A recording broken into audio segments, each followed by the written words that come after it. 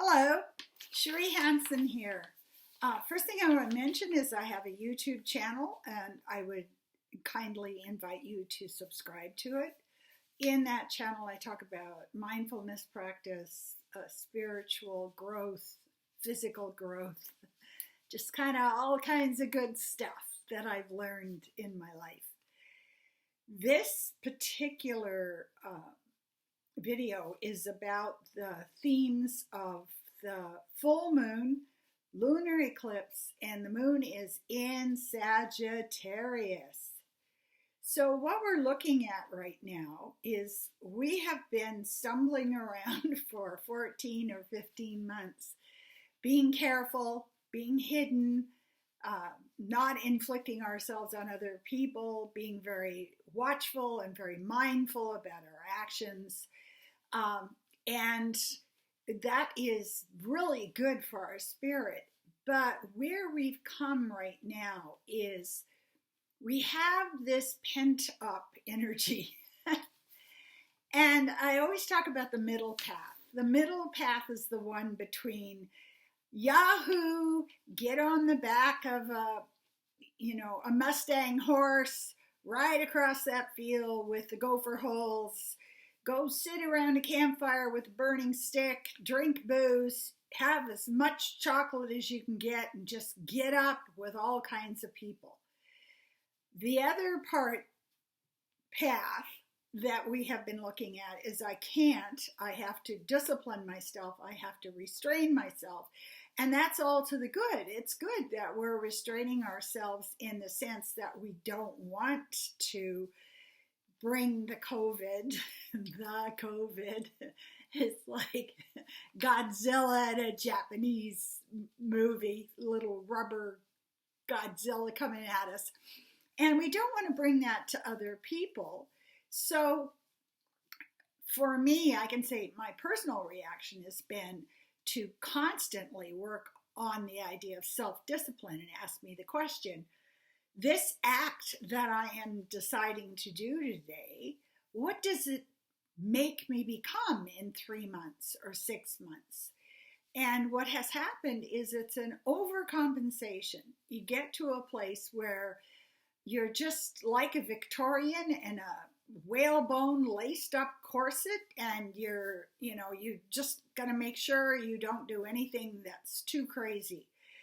What is so fun about this full moon? And this full moon has its effect for 6 months. We're going to step into, if you can imagine, you're canoeing up a river, and this journey is going to take us 6 months up the river.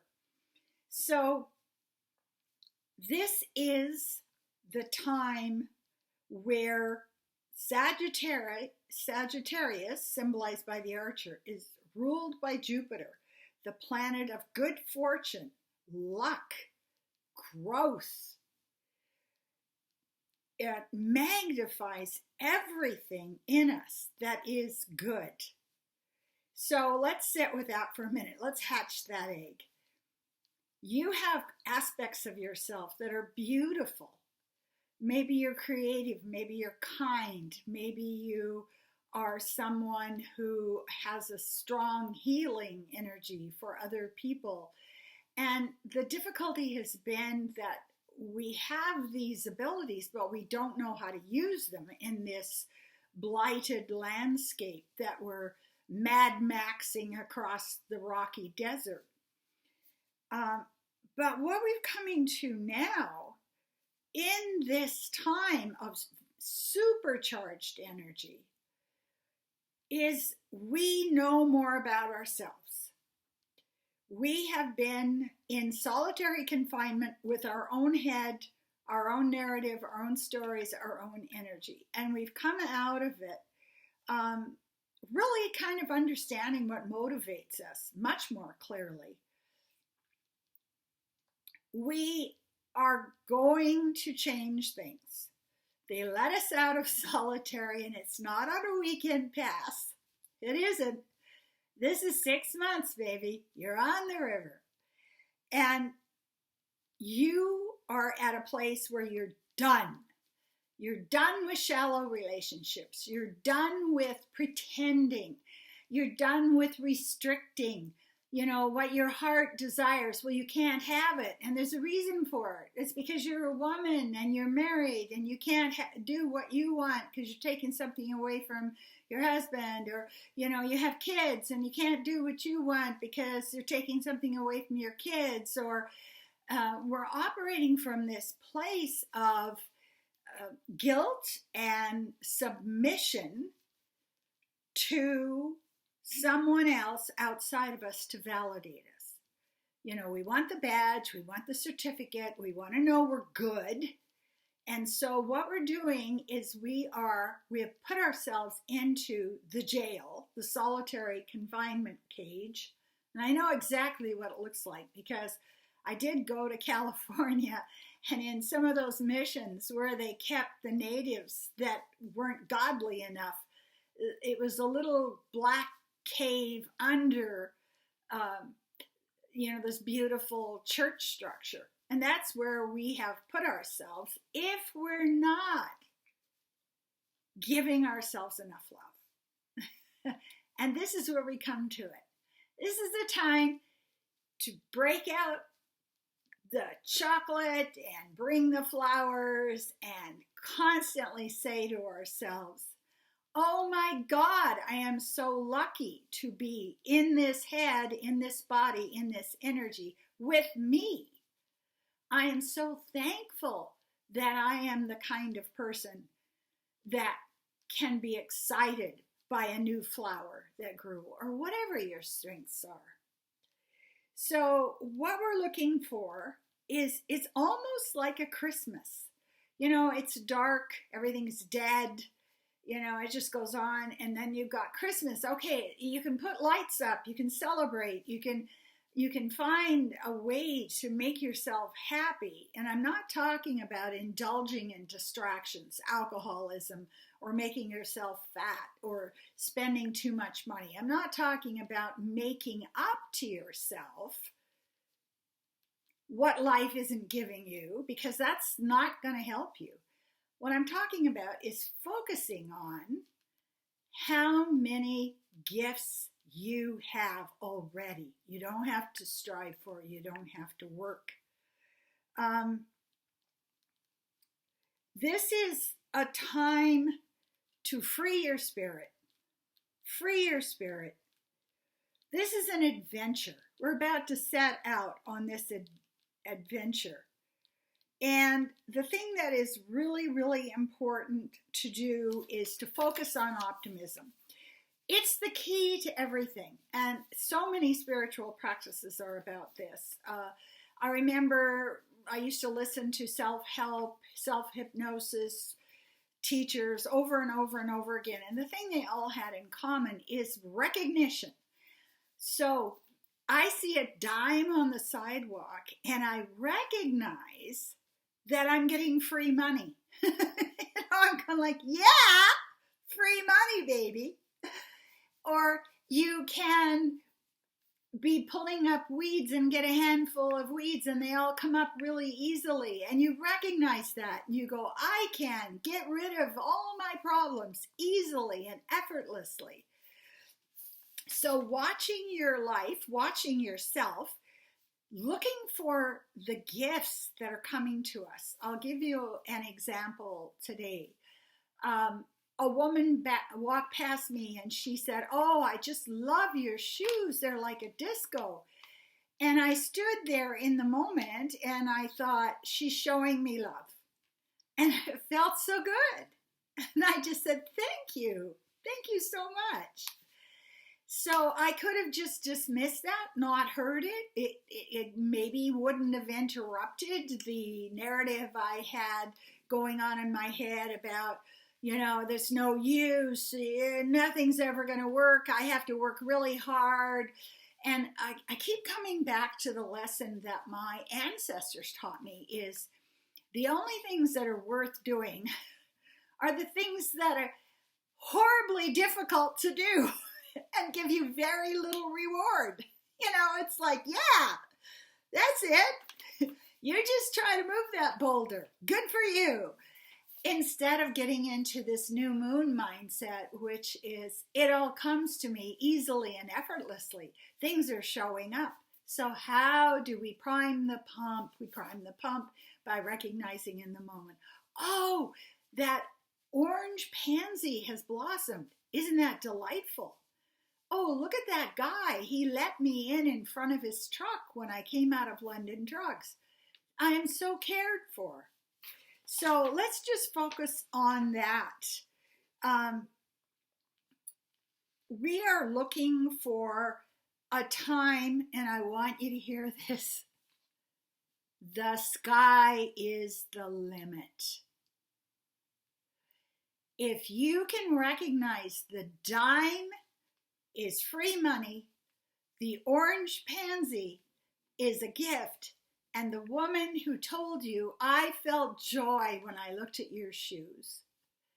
You're now in a place where you are lifting yourself up. You're lifting your vibration up, and you are coming into the world not as somebody who has to struggle, who's guilty, who something's wrong with, but somebody who is just so ready to use your genius, your gifts, to shine, and not worry about what other people think about you.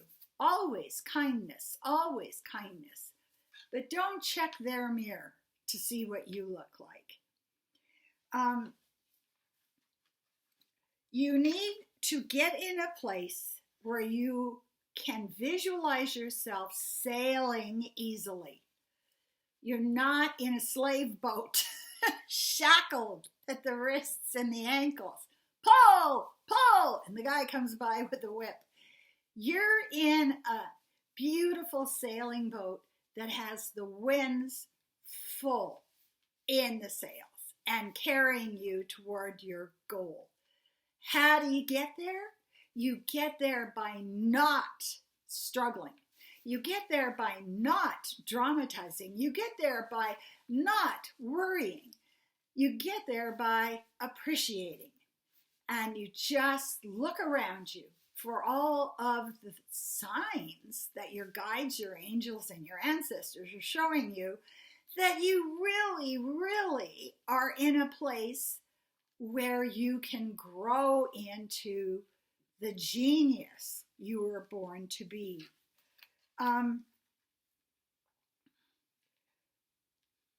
This is a time to challenge yourself to listen to and honor your own free spirit. And I want to talk about this. This is a big concept. We have a heart full of passion for life, and it beats all the time. We have a sense of calling. We have a sense of efficacy. We have a sense of how we can express ourselves. Isn't it beautiful? It can be the way that you arrange rocks in a pile. My neighbor has a beautiful fountain. I look at people all the time that are manifesting the beautiful spirit and fulfilling their mission, which is to make this place more livable that we share. If you're playing small, what is happening is you are not giving your energy, you're not giving that high vibe to the universe, to your neighborhood, to your family, and they are now in the dark. So I'm not saying you're doing this to please other people. I'm not saying you're doing this to rescue other people. You are doing this so that you can grow into who you were meant to be. One of the things that we need to get really real about is I can say this is a pattern I've gone through in the last 14 months is I would like to, but then I know you can't. So I've gotten locked into you can't. If you're creative, what you can do is you find a way that doesn't threaten to kill other people. That's number one. And get to a place where you just figure out, what does my heart want? What does my spirit want? What gives me joy? What raises my vibration? What makes me feel free? And it's kind of funny because you can tell when you're in that, because it goes two ways. First of all, you become grounded. You become happy in your body. Your body gets healthier. So you go down into this physicalness. The other part of it is that you can feel yourself expand. You can feel your energy expand. You can feel that you're getting bigger, more powerful, more loving, more capable of handling whatever comes at you in life. And I just finished watching the Pink documentary showing on Prime.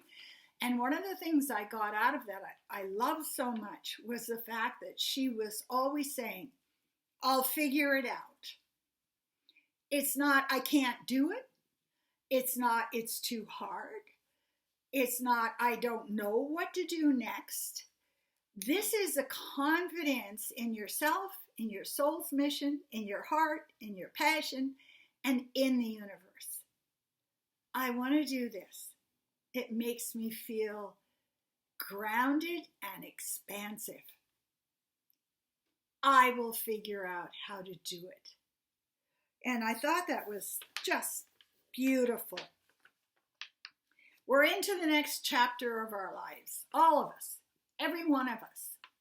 Now, should you not care to accept this mission, which will self-destruct in 60 seconds, you can stay dark, and you can stay negative, and you can stay trapped, and you can stay in a mindset that you believe somebody's out to get you, and they're better at getting you than you are at protecting yourself. And I call this projecting, protecting. And what I mean by that is, if you're projecting love, if you're projecting energy, if you're projecting optimism, what happens is that does protect you. I just got done going to the periodontist. I was supposed to have an implant put in a month. He said, you've healed. Let's just do it now. Now, how does that happen? How does a burn on my hand totally gone in 2 days? It's because my body is able to do what it's meant to do. And I'm not in there constantly sabotaging it. You know, like, oh God, you'll never, yeah. You know, it's kind of like we're our own wicked witches. You know, we cast spells on our body. We cast spells on our lives. So let's look at this. 6 months of whatever you set out to do in these 3 days, you're in that story. You're in that movie. You're on that stage doing that play. So sit with this and say to yourself, what does my heart want? What is my gift to the world? What makes me feel alive and vibrant? And I don't know how, but I'm going to figure it out. I'm going to get into that boat on the river, and I'm going to let it carry me. One of the things that we don't have to worry about is that we're so afraid that if any change comes, the change is going to be negative. Okay, that's what we've gotten locked into. That we have control of. We can change the dial. I always think of my energy as being on a dial on my back, which I can barely reach, so that's why I do yoga. Anyway, we can change it. If something comes in at us that is negative, or that seems to be, you know, if we're in victim mode, seems to be trying to put us back into solitary confinement or hurt us, we can handle it. We are in a place where anything can be turned into a joyful, enlivening experience. But one of the things that we need to do right now is so important to do is to say enough. I have had enough of this. I have had enough of bad talking myself, of nagging myself, of not trusting myself, of saying to myself, you can't have your heart's desire. You can't have your joy. You can't express yourself. I mean, what if people think something? I don't know what. And we need to get rid of the relationships that aren't working. Those relationships, it's like you're in the boat on the river, you got your paddle, the current's going with you, and you've got 3 anchors. Those anchoring relationships are the ones that will not let you grow. I can't grow because if I grow, I'm going to lose this friendship, this relationship, these associations. And it's simply not true. Cut the anchor. Stop doing this stuff that sabotages you. If you want to have a drink, if you want to eat, a whole Sara Lee frozen cake with a fork, if you want to lull yourself into 6 hours of Netflix and you can't move, you need to take charge of that and make another choice. So let's say I want to have a Sara Lee cake. Maybe I'm going to make myself go out the front door and go for a walk for quite a bit of time. And my reward is I can get beautiful pictures. So I take my phone and I'm constantly treating myself like a kid. I want this. No, if you come over here, I'll bribe you. There's going to be really pretty clouds. Let's go take pictures. And it works. So full moon, time to set the intention of being who we were meant to be, time to set the intention of growing and expanding and becoming fully engaged in our own joy. You're the joyful practitioner. You're not going and getting somebody else to insert it into you. Only you can do that. So wonderful, wonderful full moon. Let's get going on this next 6 months. And what you can be sure of is so many gifts will be coming in. But stop and recognize them. It's beautiful when it happens. And be very thankful. Like, I found a dime. That. Thank you. I hope that you enjoy this. I also have a blog on CherieHansen.com that you can sign up for that has 75,000 subscribers at the present time. And I do channel psychic readings and life coaching. And I can tell you that I have used all of this information on myself. It's like removing my own kidney. And it was successful. Thank you very much.